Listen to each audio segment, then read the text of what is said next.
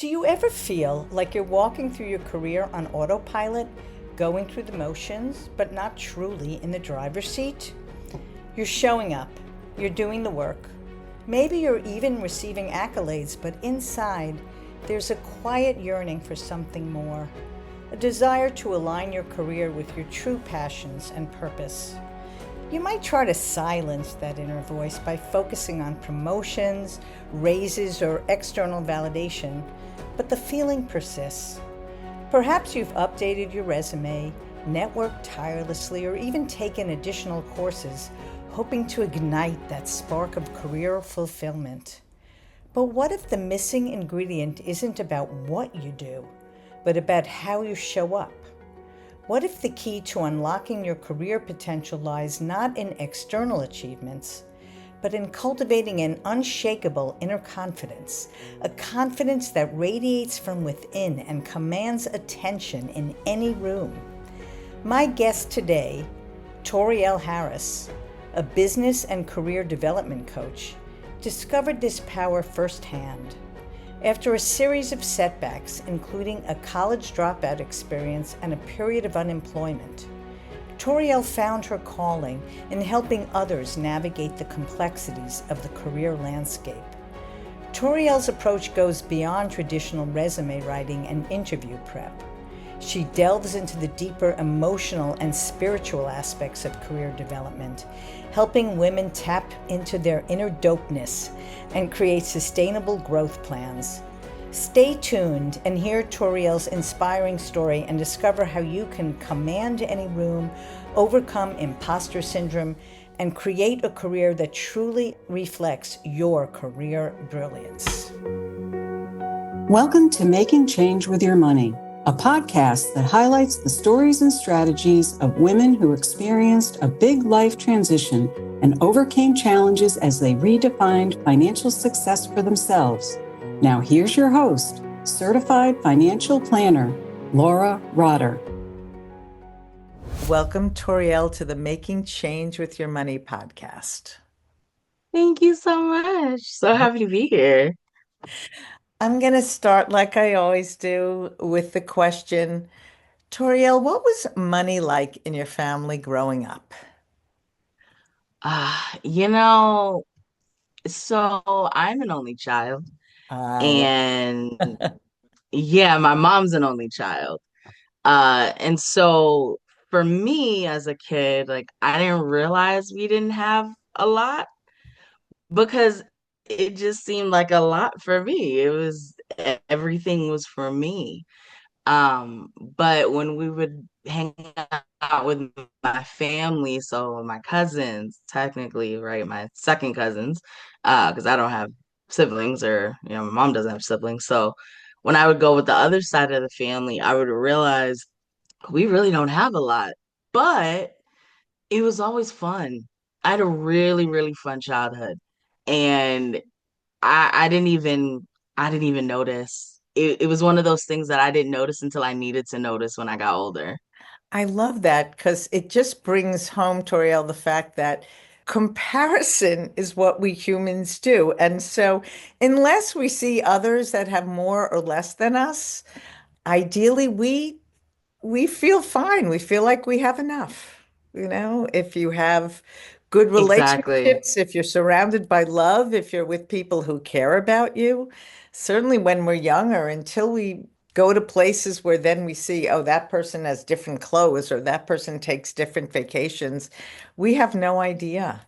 And, certainly that was my experience that I didn't really have a sense that I had Yep. less than anyone else.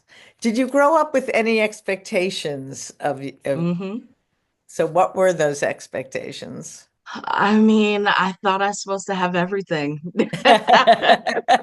I'm definitely I'm definitely a spoiled princess. Even to date, like I still, I take care of my responsibilities, but I'm a spoiled princess and everybody knows it. I'm not like rude or, snotty about it, but I live a princess life. My Oh, mom and I, we actually have a bet. So back in, oh, I'm 36 now. So when I was about to turn 30, I lived in New York. And so she was here in Cali. And, she called me and she was like, listen, when are you paying your bill? So I just wanted to get her off the phone. So I was like, listen, let's make a deal. When I turn 40 or married, right? And so we laughed, we got off the phone. And then she calls me like maybe later in the week and she's like, oh, I was telling my friend about our bet. And I'm like, what are you talking about? And she's like, remember you said you would pay your phone bill either when you're 40 or you're married. And I said, oh, she took it? Okay, cool. So now every time my birthday comes up, she's like, oh, 5 more years, 4 more years.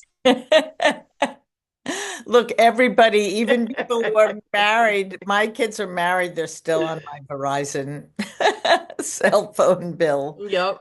So, Yep. that somehow it never changes. And it's funny, I'm always happy when my kids come to me for financial planning advice. And so I, was going through the list of what I know to be fixed bills, right? Everybody has them. So I'm going through like cell phone bill. Oh no, you don't have a cell phone bill. I pay for that. Oh, cable? Oh no, you don't have cable and you're using my Hulu and my no. So the things that like I take for granted when I'm going through with my clients, my kids aren't paying for yet. And did you have Yep. expectations? Relatable. Exactly. Toriel, did you have expectations around education? Like what your education was going to be like? Yeah. Yeah. And being the little rebel that I am, I did not meet those expectations my mom set. She, she went into the military pretty much right after high school. And she was like, I want the military to pay for my education. Right. And she got it, right? And so even when I was a kid, she was still in school. And then she decided to get her master's, so she was still in school. And then she decided to get her doctorate, so she was still in school. Wow. And me, I don't want to do that. So I did well in high school, and then college came, and I just wanted to party. That's it. I just wanted to party, and I ended up getting on academic suspension, not because I'm bad, but because I just partied a lot. And then finally, I got my act together, and my school was like, "Hey, by the way, you're 10 grand short, so we're gonna have to send you home." Hmm. And I had to leave, and that really just discouraged me. I was like, I can't, I don't want to do this anymore. And so today I'm a proud college dropout, and my mom hated it for a very long time. Yeah, I could see that because clearly she values education. I'm curious, what Hmm. did you get a doctorate in? Business, Business. business and marketing. So, so what did you do after you dropped out of college?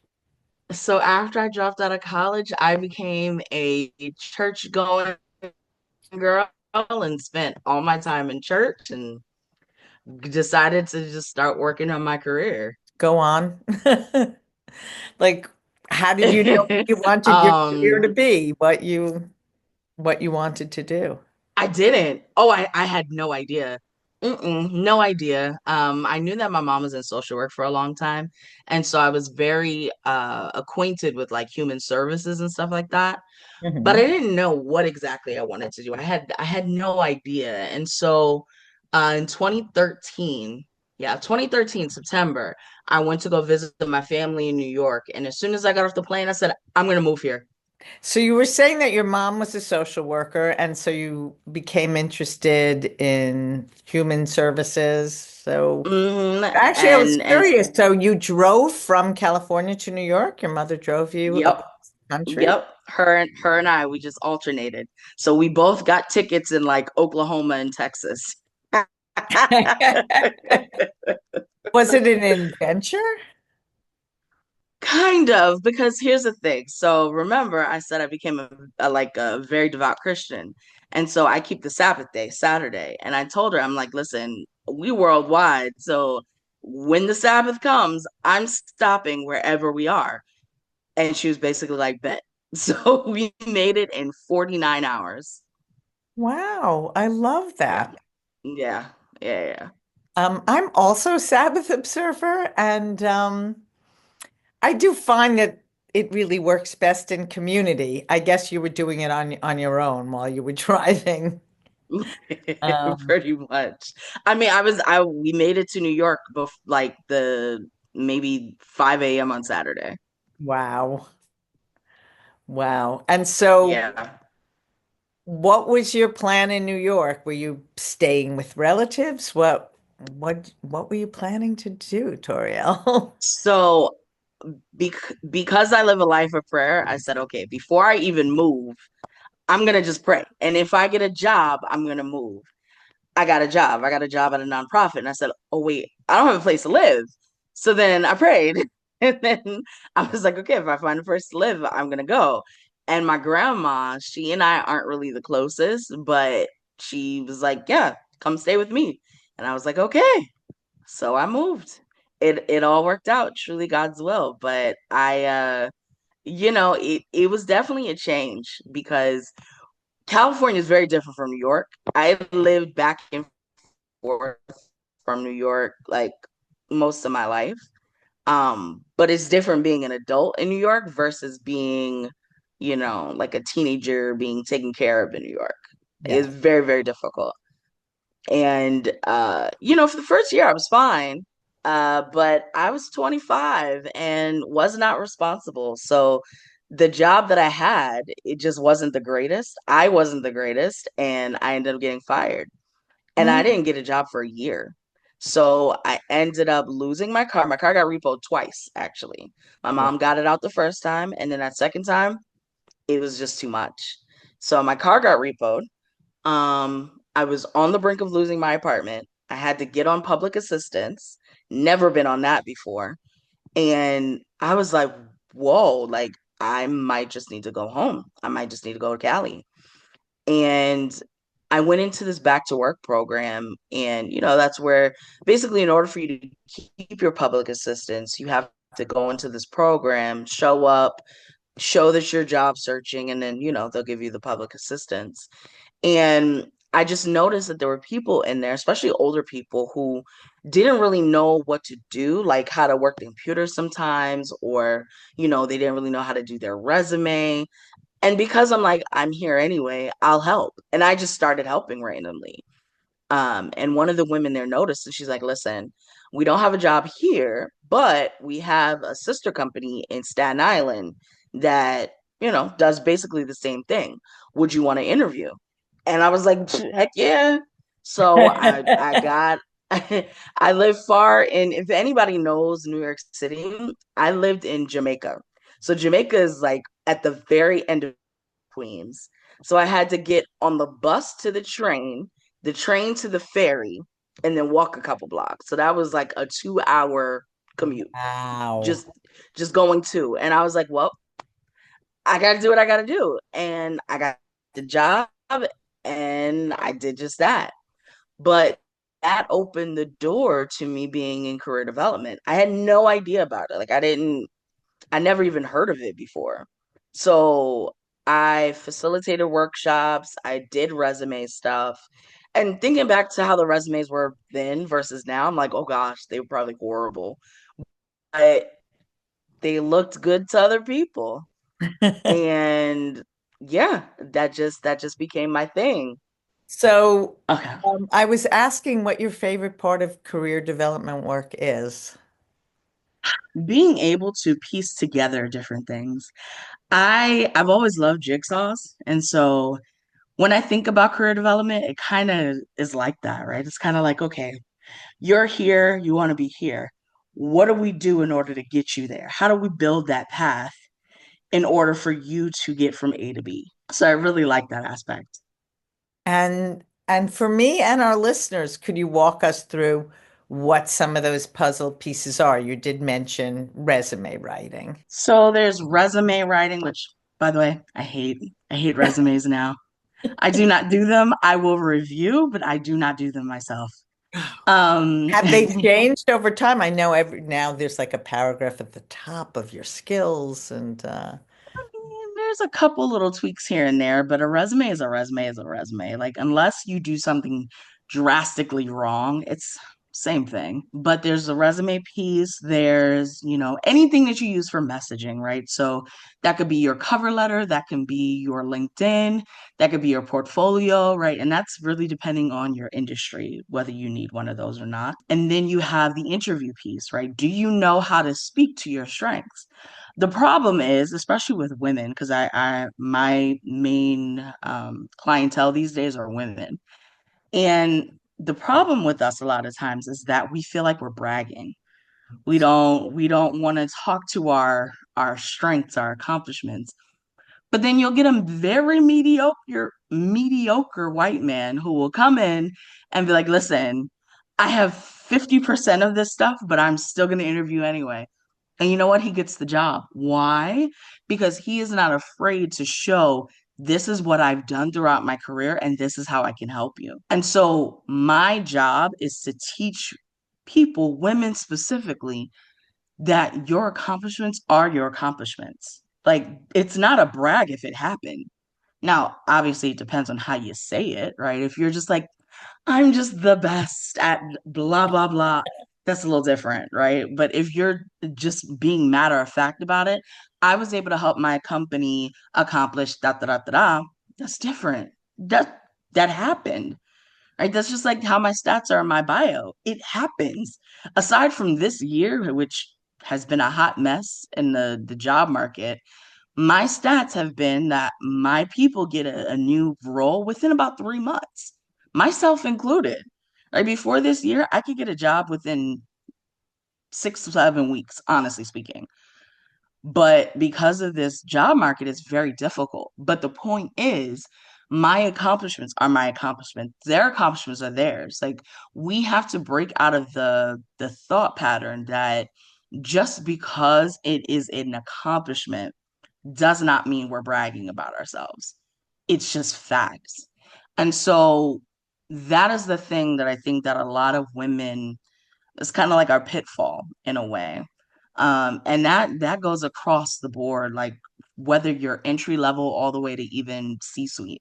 Like, it's very difficult sometimes for women to express what they're really amazing at. And so part of my tagline, right, recognize your dopeness, is that it allows you to see, this is what I've done in my career, this is how I done it, and this is why I'm dope. This is why you need me on your team. This is why I am that go-to girl. And so that's part of it, right? That's all of that. But then of course you have your skills and stuff like that that has to do with the job.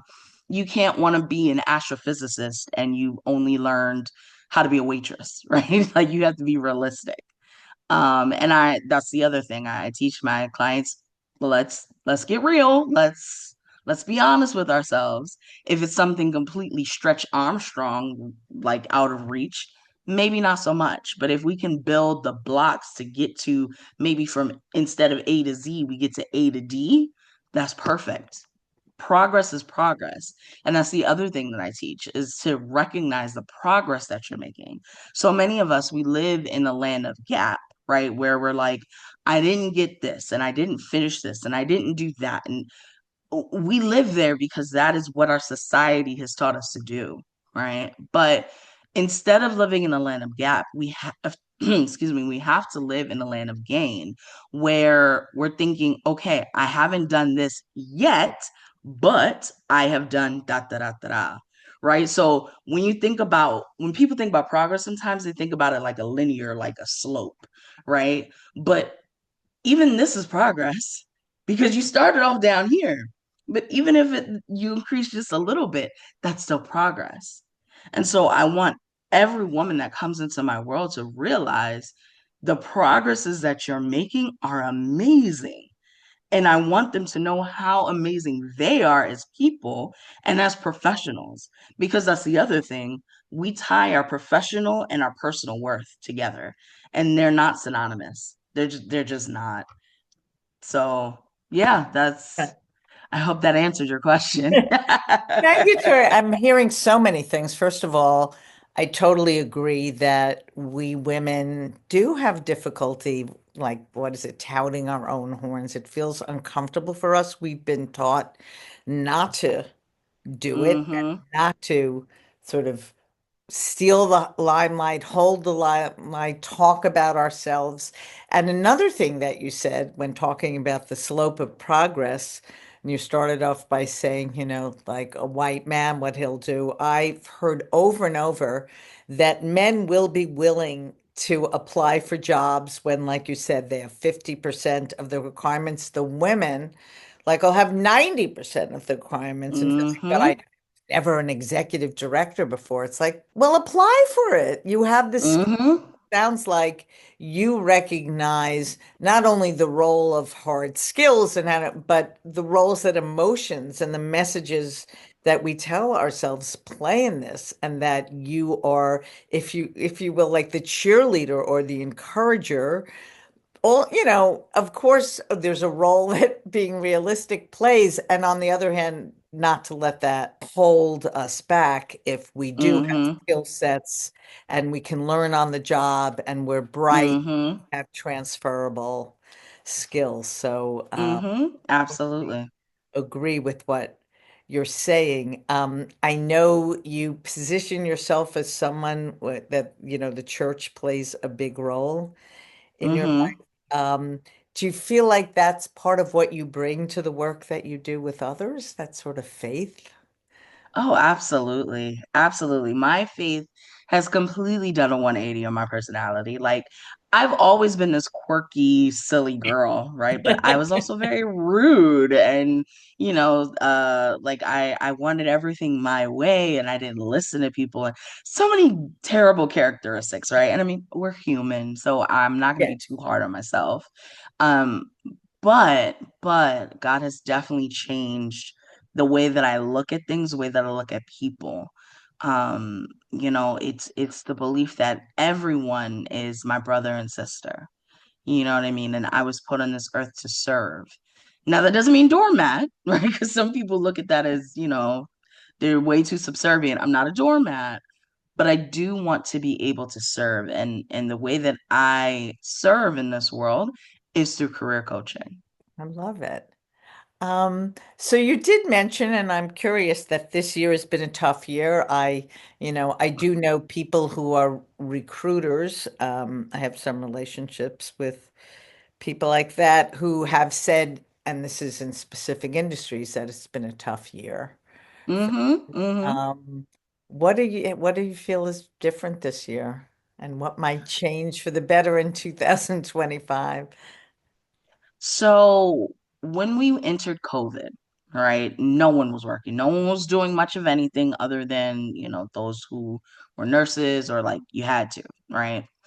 Then came 2021 where there were so many jobs and just not enough people to fill it.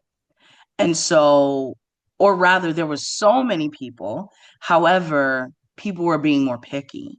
So it was called an employees market, right? A job seekers market. And then around 22, end of 22, beginning of 23, it began to flip. And so now we are still in an employer's market where there are more job seekers than there are jobs. Hmm. And despite what they say, because I'm not one of those coaches who keep up with the stats and all, that's very boring to me. So I don't know like all the things and the trajectory and all that. But what I do see, because I talk to people and I observe and things like that, is that there's just so many back to back to back layoffs because employers overestimated what they needed and they didn't plan it out right. And so now we're getting a bunch of, even myself, I just got laid off. So Oh, so you were yeah, working while developing this business. yes. I've been a part-time business owner since I started in 2021. And I actually quit last year. I was burnt out. I was over it. Has to do with resumes. That's why now I don't do resumes anymore.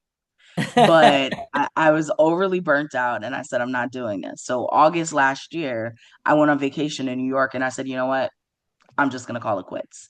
And I did. I didn't do anything with my business other than like a referral here or there. I didn't do anything. And I decided in January of this year, I was like, okay, I'm gonna find a better job that's just gonna replace everything. And it took 6 months. It took 6 months. And I got interviews. Interviews are easy to come by for me. And I'm very good at interviewing because I teach this, right? So it's easy for me to practice because I teach this. And I ended up finding a new role in June, July.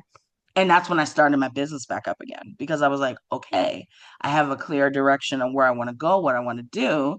And so as I'm now developing this program where I'm helping these women do this, I then get hit with a layoff. So now I'm a full-time business owner and I'm just betting on myself and I'm like, all right, I'm gonna try this until February. And if come February I'm not making where I want to make, I'll start working again. But I have the foundations in place for the business that I won't be starting from like ground zero. I'll Right. just continue going forward. Um, but yes, so now we're in a market where it's very tough to find a new role, and it's taking very qualified people a very long time to find a new role.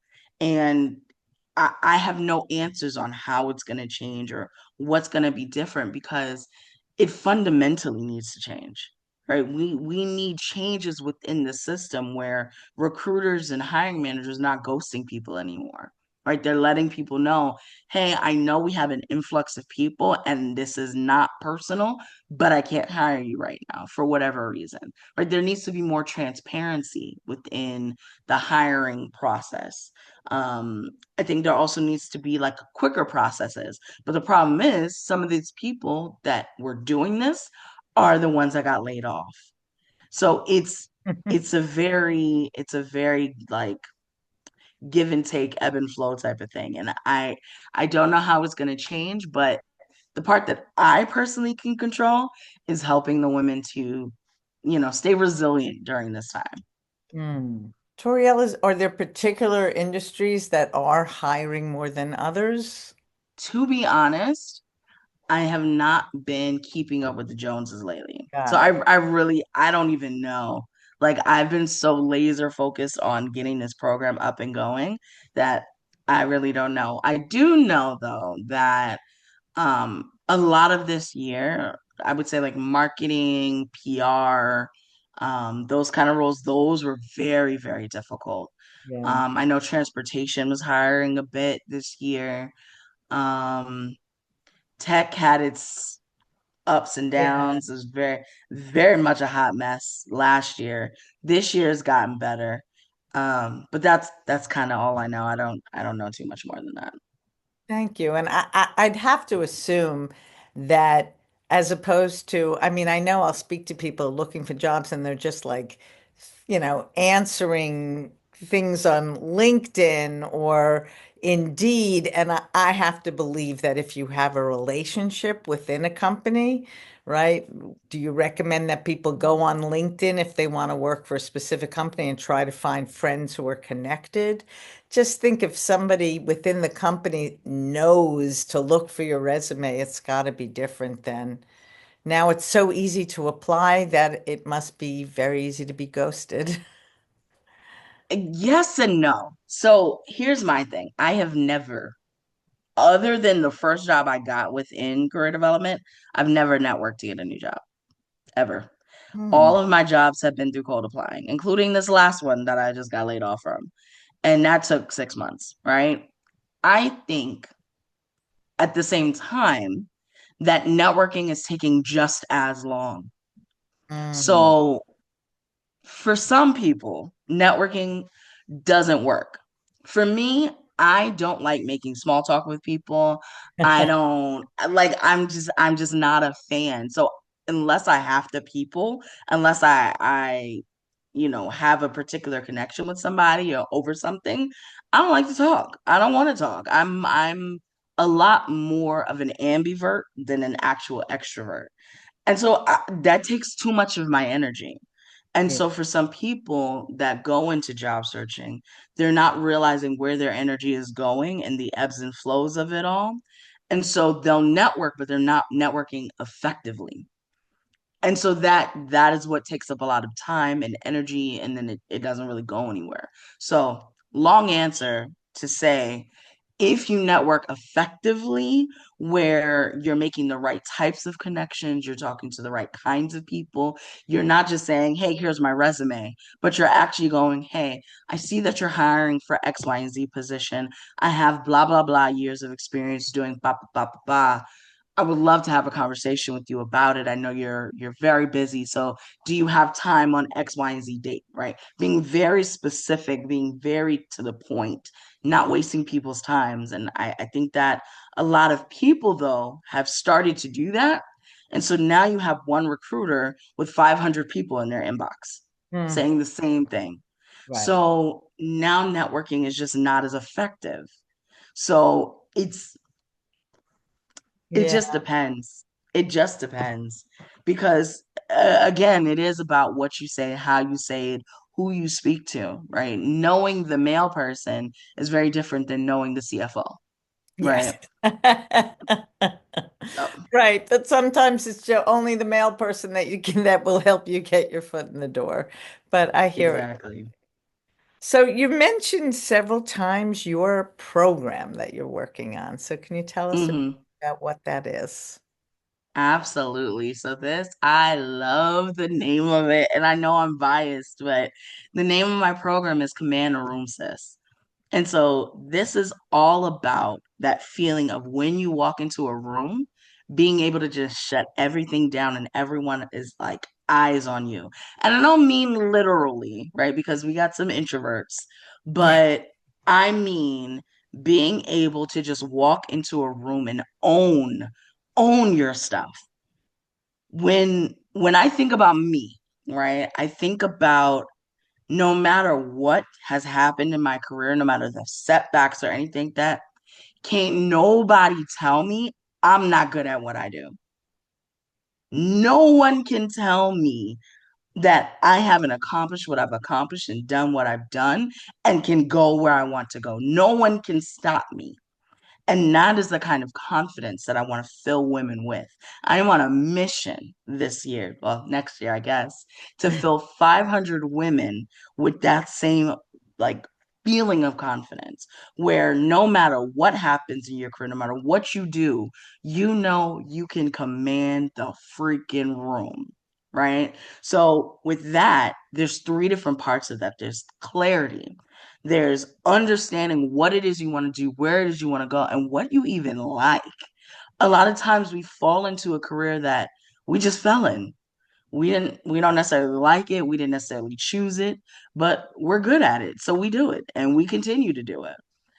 But oftentimes, as life goes on, as you progress in your career, that isn't enough to sustain you. And so when you want to move up, you're kind of like at a glass ceiling because it's like, I don't even want to do this anyway. And so I'm going to apply for this, but because your energy isn't there, you're just kind of like you're hitting a ceiling. And so I want to break women out of that to be like, what do you actually like to do? While being realistic, but what do you like to do? Where do your strengths lie? What are your weaknesses and are they actually weaknesses? I use this example all the time. I'm terrible at Excel. I'm terrible at math, but neither one of those things are things that I actually need for my career. So technically, they're a weakness, but they are irrelevant to my career path. So I don't need to even think about that. Right? We too often think about the things that we're not good at and what we don't know how to do. But if they don't even have relevance, why are we thinking about them? Right? So I want to reprogram the mindset so that we know, okay, this is what I want to do. This is where I want to go. These are the things that I need to think about. And once we have that, then we move into communication, which is the visibility piece. So that's where we say, okay, I know what I want to do. I know what I'm good at. Now I got to tell the world, right? And by the world, I just mean the right people. That could be inside of your organization, that could be outside of it. That could be, you know what? I want to work in finance. I'm in HR. Let me do a stretch assignment. Let me do something that, moves me closer towards my goal that I now have clarity on. All right. And so that's that piece, right? Knowing how to now let people know what it is that you do and what it is that you're good at. But then the reason why I say motivation isn't enough is because it's just not. Right? When we think about the gym, like let's just even think Jan 2nd, gyms are going to be packed to the I brim, know it's crazy fire how hazard. it happens every year. Every year without fail, we dust off the old membership or we renew a new membership. We're saying, this year's my year, new me, new body, right? We get in there. January comes, February comes, March, we're bored or we're tired or life just decided to life. Things got in the way. Now there's 3 people in the gym left. I know it's Why? true. But it's because motivation wasn't enough. They lost sight of their goal. They didn't keep up the things to sustain them, and then they stopped going. And so that's what the third part is about, sustainability, making sure that you not only have motivation, but the commitment to get there. And so that has to do with your habits, right? Do you say at the end of your day, oh, I know I work a full-time job. I know I have a family. I don't have time to look for a new job. Do you really not have time? Or did you spend maybe an hour and a half doom scrolling on social media or, doing something that has nothing to do with your goals? Right? We really take an evaluation of your time, of your productivity, of your habits, so that we can now start forming habits that are healthy habits that move you closer to your goal. Because when life lifes, because it will, right? We get sick, we got family stuff, we have this, we have that. Once all of that kind of settles, the dust settles, you can get back on your horse and get back to what you were doing. But too often, we forget our goals, we forget the things that we actually wanted to accomplish. And now here it is December, and we're like, what have I done this year? What did I accomplish? So those are all the parts of Command the Room, sis. And I am so proud of this program because I feel like it is what I would have needed when I was early in my career, or not even just early in my career, when I was even a few years ago in my career. There was a point where even though I'm good at what I do, I didn't know what direction to go. I was in HR for a little bit. I had no business being there, but because of my personality, I ended up schmoozing my way in. Like, I had no idea what I wanted to do. And I was very lost and confused. And I was just like, okay, I'm just going to apply for anything. And then I started applying to like administrative assistant and all of this and that because I'm like, I don't have a degree. And, all of these things that I teach women, we don't need to do that. You know what I mean? So if I would have had this program even 3, 4 years ago, oh, the mindset that I would have had, the clarity I would have been able to achieve, the direction I would have been able to go in. And I mean, I got there, right? Like I got to where I wanted to go, but I think it would have been a much smoother path had I had a program like this. So this is why I've created this program. So how does the program work exactly? It's a membership, it's online. What is it? So it's online. There's 2 different tracks. There's the 8-week track, there's a 12-week track. So in the 8 week, it is a little bit more cost effective and it's a little bit quicker, right? If you're the kind of person where you're like, no, I legit don't have the kind of time, that's the track that you're going to want to go on because in that we meet once a week as a group. Every third week is an implementation week.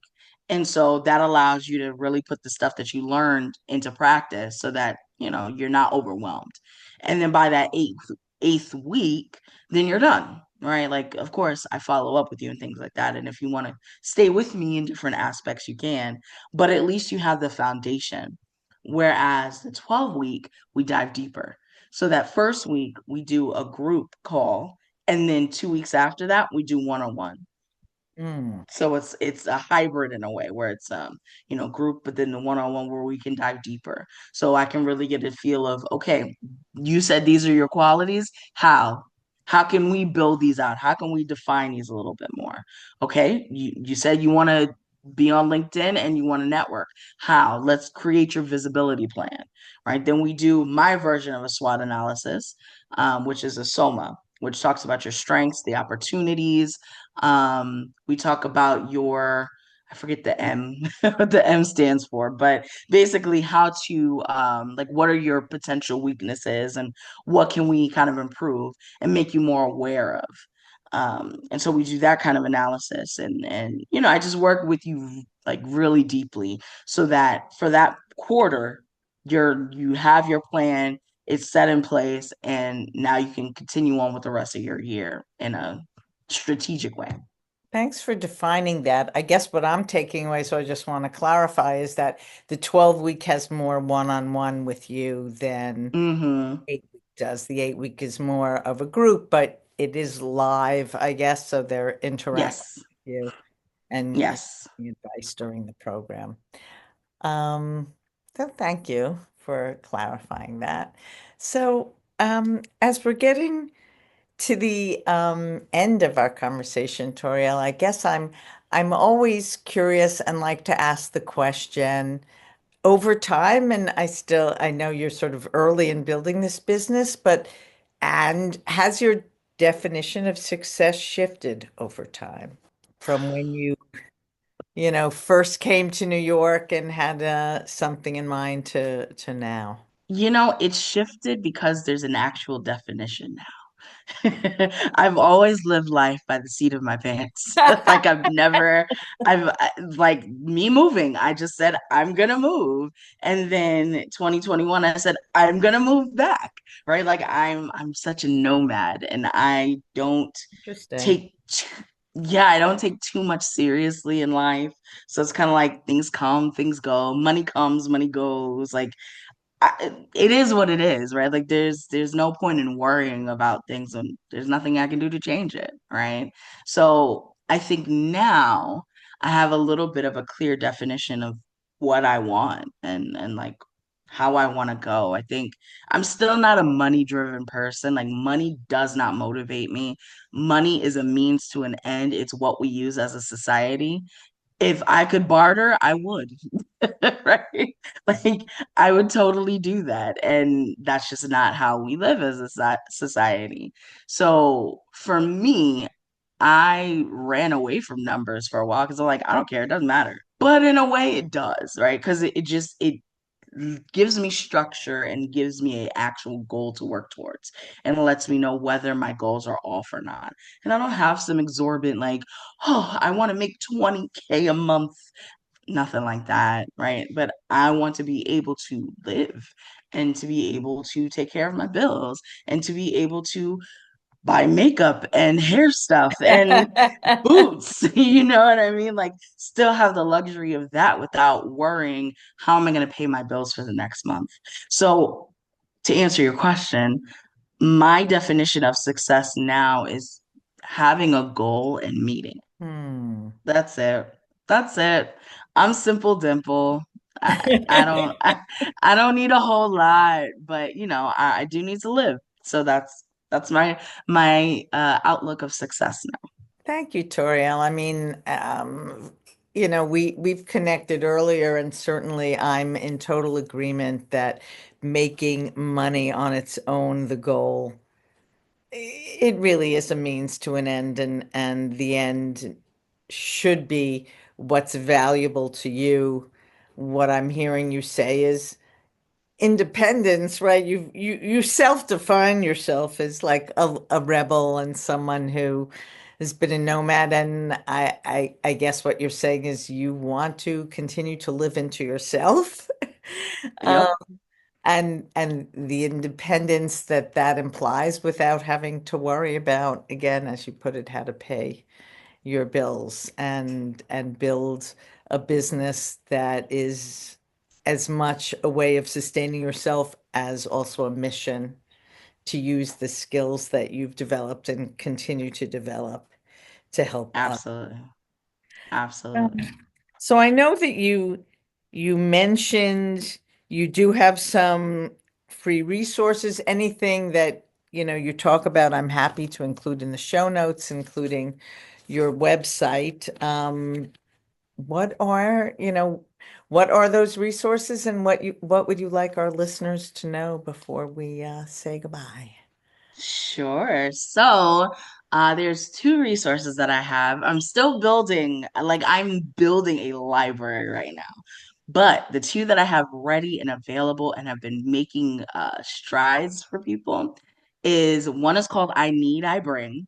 And so that is a common practice in career coaching where we figure out what is it that you need in order to have a good experience in your role, right? And so that could be, I need it to be remote or I need to be in a team atmosphere, right? But all that aside, like that's secondary, thirdary to me. For me, what I want people to do with this is to say, what kind of roles and responsibilities do I need? So I'll use myself for an example. For me, if I were looking for a new role, I would have to be facilitating.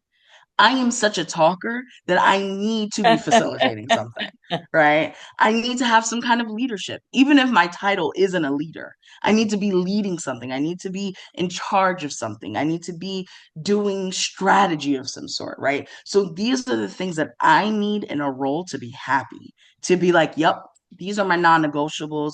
These are what I want to do. So when people do this exercise, I want you to look at it like that first, and then the other stuff can come after. And then I bring is the other side of it, which is where you talk about what it is that you can, like how it is you back that up, right? So for me, if I were doing it for me, I need to be leading something. Why? Because I bring 8 years of leadership, right? Without the title, I've still led meetings. I have still strategized on different things. I've still created programs, right? I have, if I want to facilitate, I've been facilitating for 8 years, right? I have done this, I've done that. So these are the proofs to show why you need these things. And the reason it's important to have both is because number one, it gives you that clarity on what it is you actually want to do. But then number two, not only will it help you to know what it is that you bring to the table, but it can also help with your resume. It can also help with your interview, right? It helps to do that. And it pumps you full of the confidence to know, no, no, no, I got this. I know what I'm doing, right? So that's I Need, I Bring.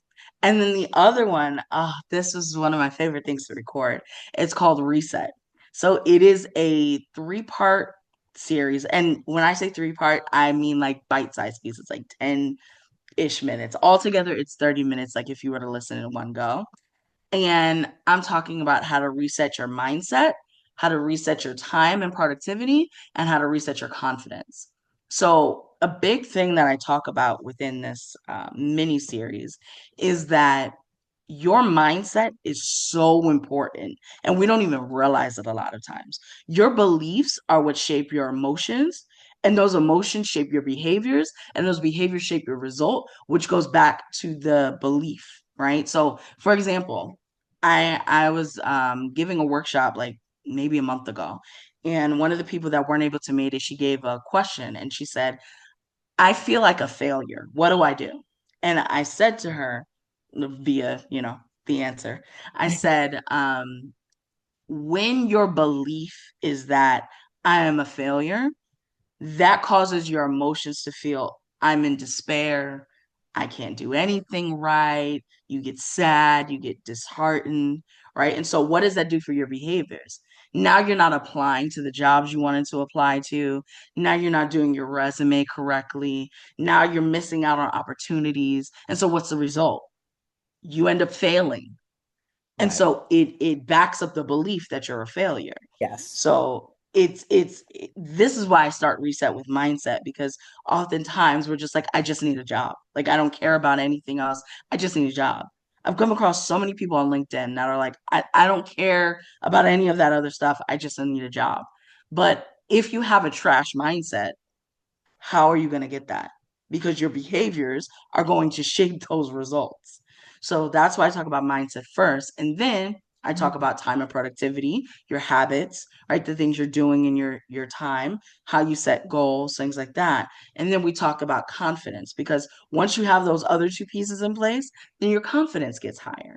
So That is a mini series, and it has a workbook too. So it allows you to work through different things with it. So those are two resources I have.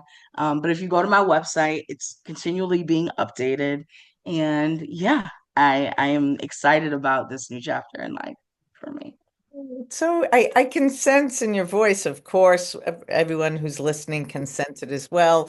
I also get to see you, and I can tell that you're very excited about this chapter that you've started already and that's coming up. So I'm so glad we met each other and had this opportunity to spend some time together and get to know each other better, Toriel. Me too. And you did say, what is the one thing I want to tell people? I want to remind you, you're amazing. You're awesome. You are dope. You are powerful. You're strong. All of those wonderful things about yourself, don't forget them. Just don't forget them. Hold on to them. Because even if right now things feel dismal, it's not going to last. So just keep going. Amen. Thank you very much. Thank you.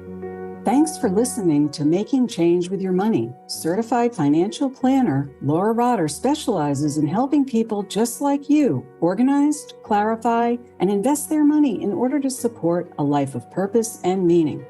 Go to www.trueabundanceadvisors.com/workbook for a free resource to help you on your journey. Disclaimer, please remember that the information shared by this podcast does not constitute accounting, legal, tax, investment, or financial advice. It's for information purposes only. You should seek appropriate professional advice for your specific information.